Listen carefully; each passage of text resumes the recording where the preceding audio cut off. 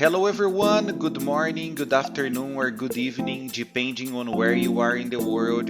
My name is Matheus Milani and I work as a product manager in mainframe division at Broadcom. Today, I want to talk with you about SRE and how this role is becoming vital, is evolving, and how it could be applicable for the mainframe infrastructure space. In this presentation, I want to focus specifically on SRE from operations perspective. SRE can also be applicable for DevOps, and we will be covering it in future presentations.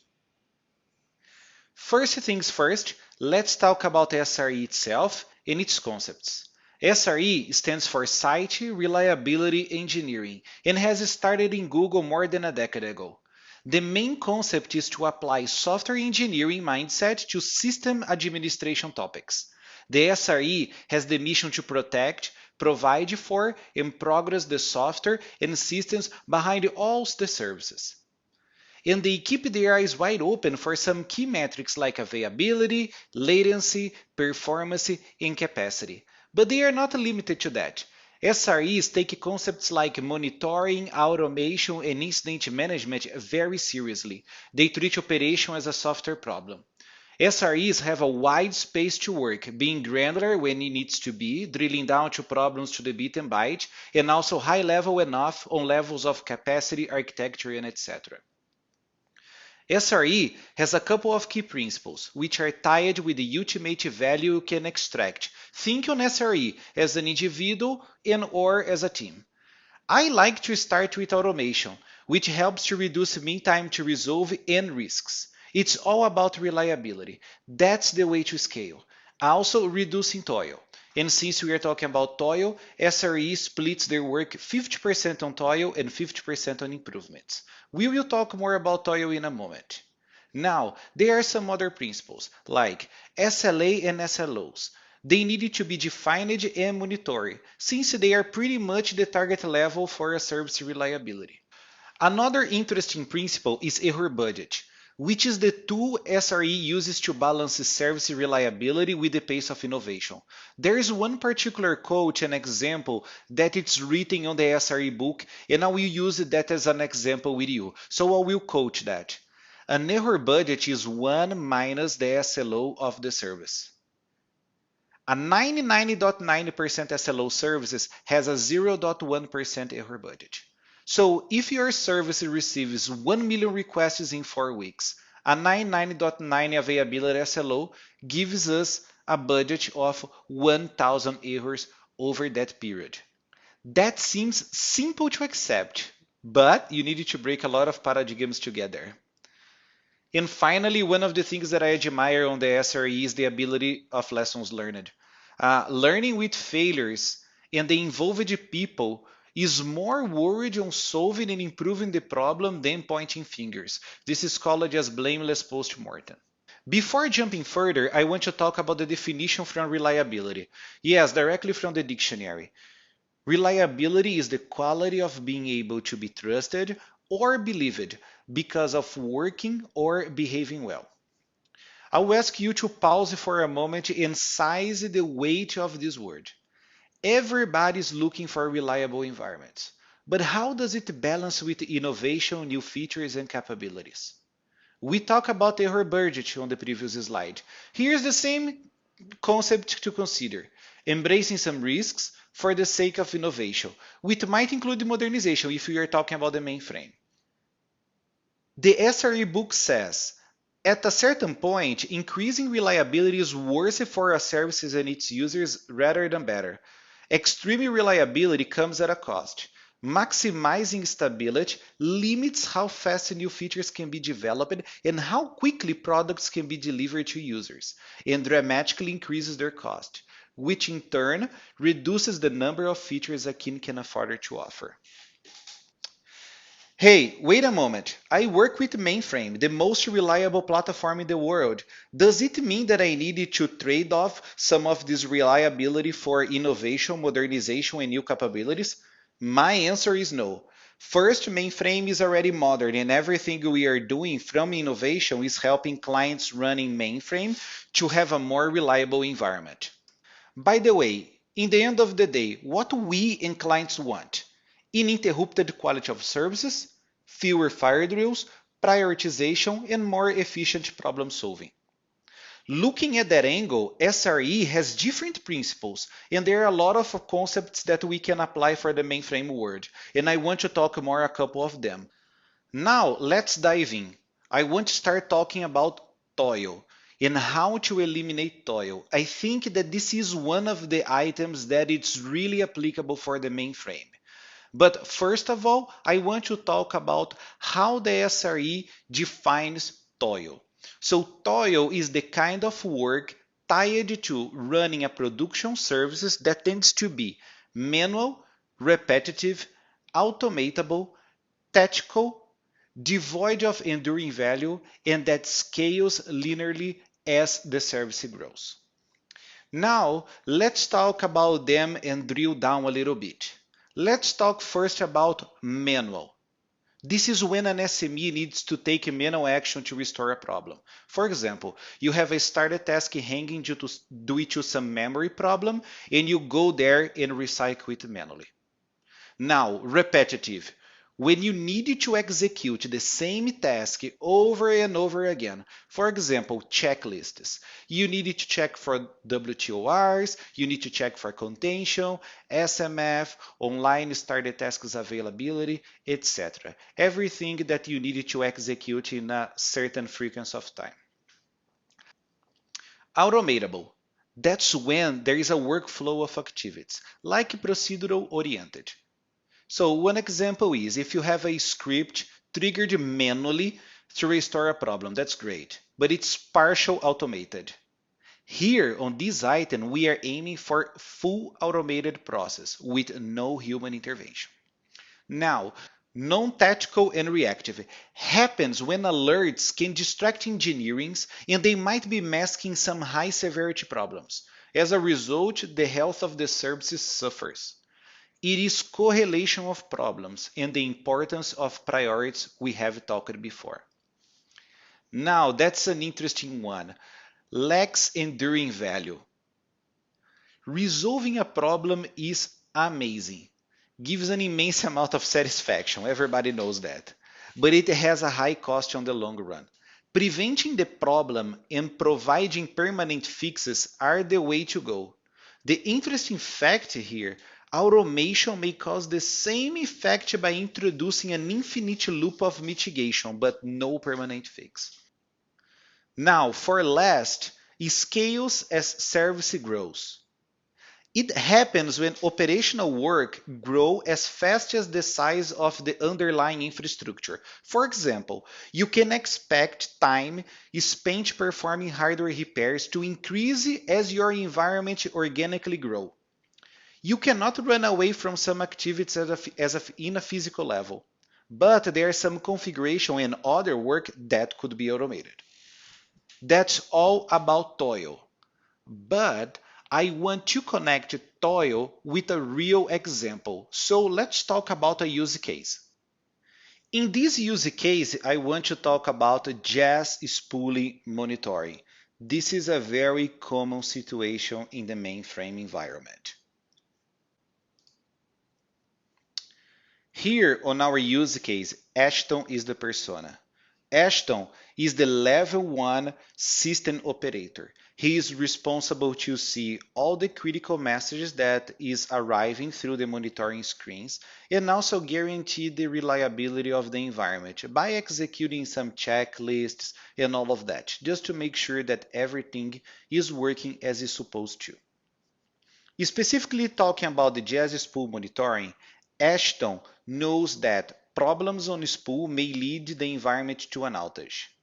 He must monitor the spool frequently, and if he identifies problems, he needs to take actions and or contact responsible groups to fix it.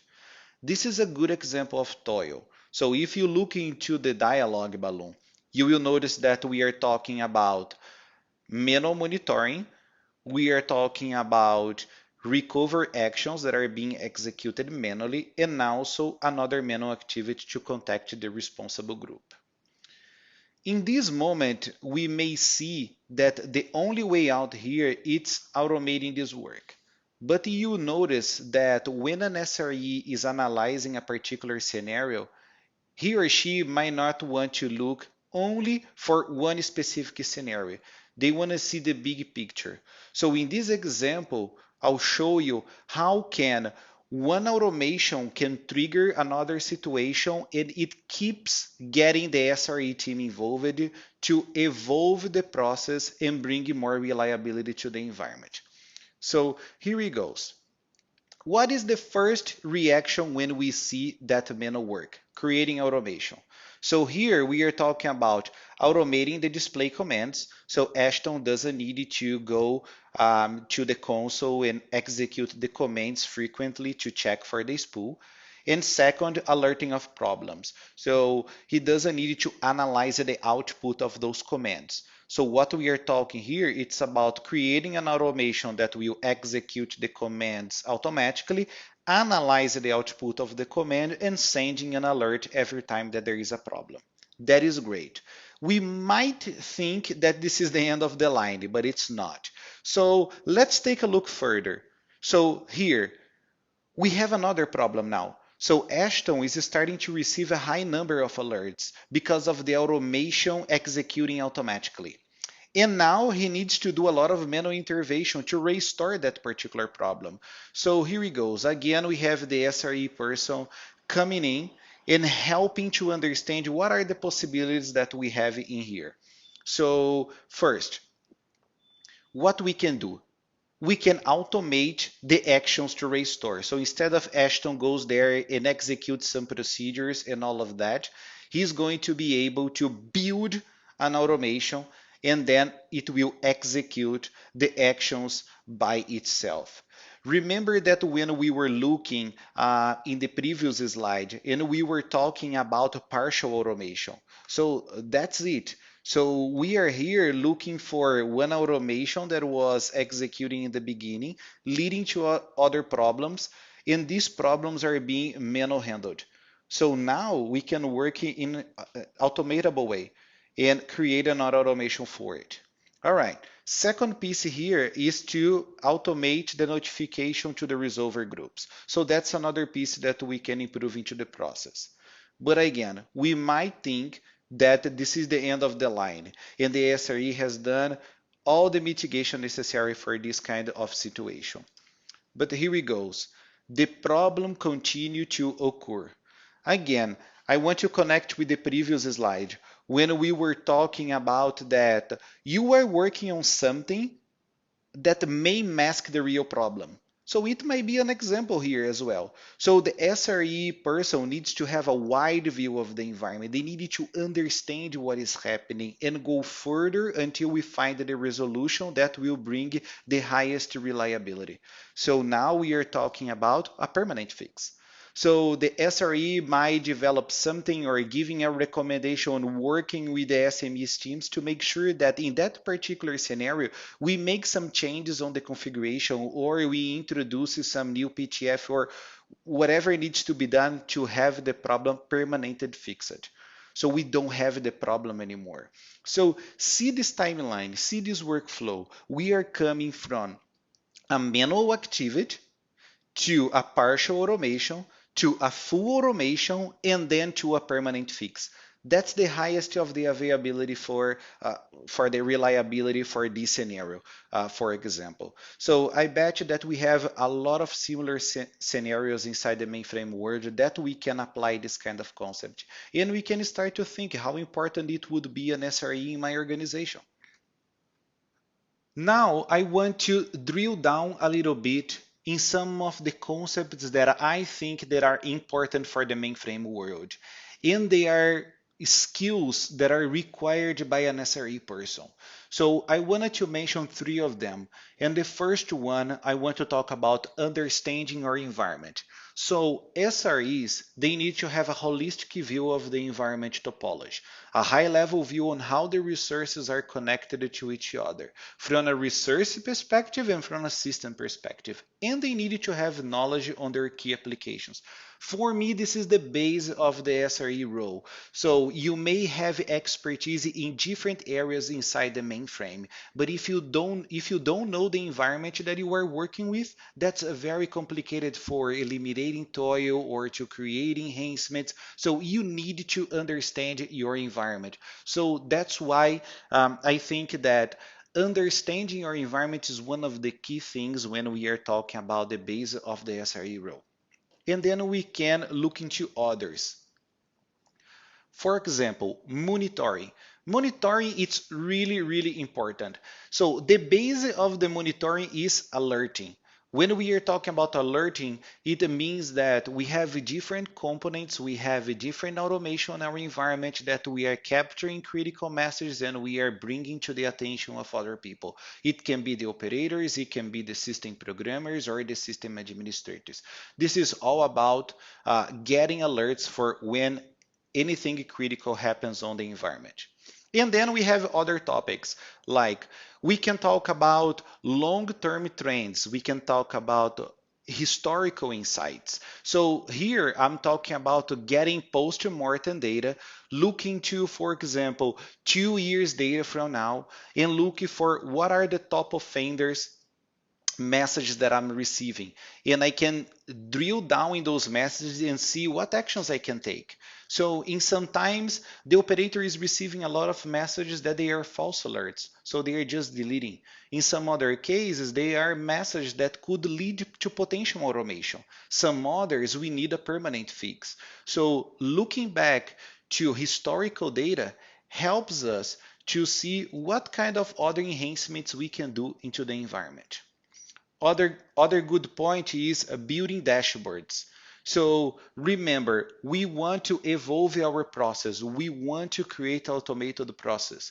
So if we are talking about analyzing historical data, if we are talking about historical insights, we can do that using an Excel file, and we can build a pivot, and we can take actions, and we can analyze the data.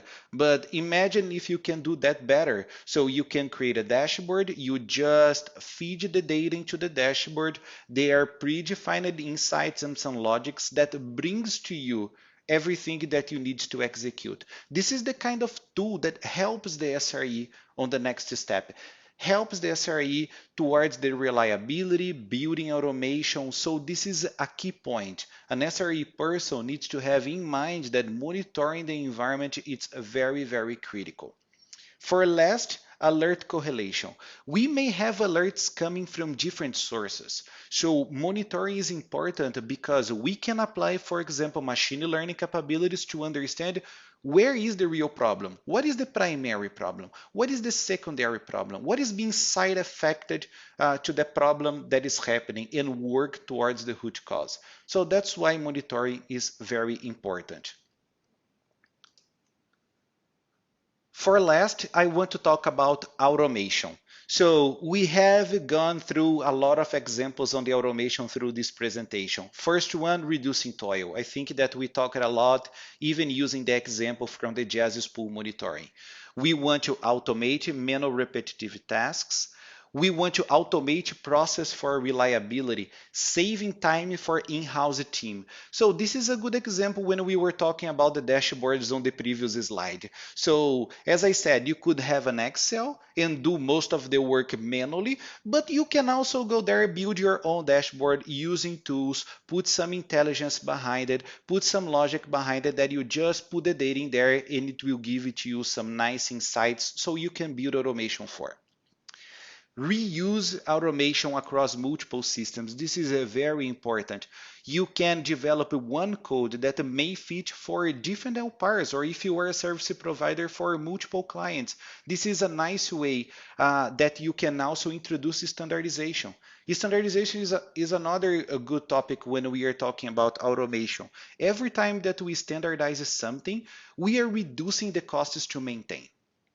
And for last, faster repair of common problems. So again, this is a combination of standardization, of reusing code, building automation, but this is the base of creating an automation. Make sure that we can restore a service, that we can make sure that you guarantee the reliability of the environment. We may not have the answer for the root cause or the permanent fix, but you can use automation to restore the services so we keep the availability of the environment. Now we are getting to the last part of the presentation. And before we go, I want to talk a little bit some of the takeaways that we can think about SRE for individuals, the organization, and the mainframe. Starting with the individuals, there is a good question. Am I an SRE already?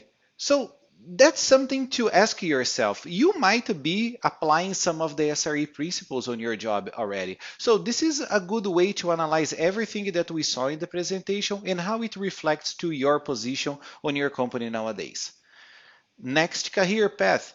Can we consider the SRE as the next career path for an assisting programmer or assisting administrator? And also expand my expertise. So when we are talking about the SRE, we are talking about an individual that has a knowledge on different pieces of the environment, talking about the mainframe, different components inside the mainframe. So it's a good way as well to expand the knowledge around other components inside the mainframe. If we think about the organization itself, how would SRE play here? So think about the organization. How good it would be to have an SRE inside your organization. We saw all the value that an SRE can bring. So we might have an answer that, yeah, SRE is important for my organization right now. But how can we adapt the SRE to my reality, to the reality of my company? What are the pieces and the parts that I want to leverage the SRE? And you need to size the benefits and see how much the SRE can bring as a benefit to your entire organization. And for last, talking about the mainframe itself.